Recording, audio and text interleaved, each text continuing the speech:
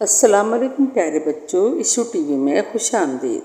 आज हम उन सब्जियों के नाम सीखेंगे जो कि फूल, फलियां और बीज होते हैं। तो चलें फिर सीखते हैं।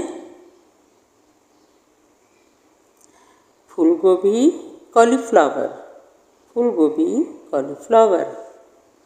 बंद गोभी, कैबेज। बंद गोभी, कैबेज।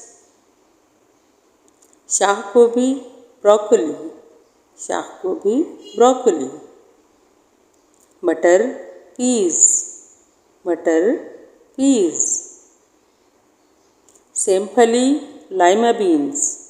सेमफली, lima beans. ग्वारफली, क्लस्टर बीन्स। ग्वारफली, क्लस्टर बीन्स। सब्जफली, फ्रेंच बीन्स।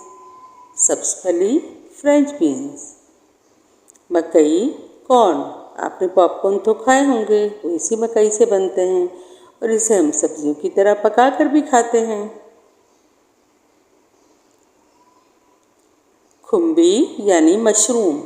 मशरूम फल, फली या बीज नहीं बल्कि ये फंगस है जो कि हमारे लिए बहुत फ़ायदेमंद है, इसलिए हम इसे भी पका कर खाते हैं।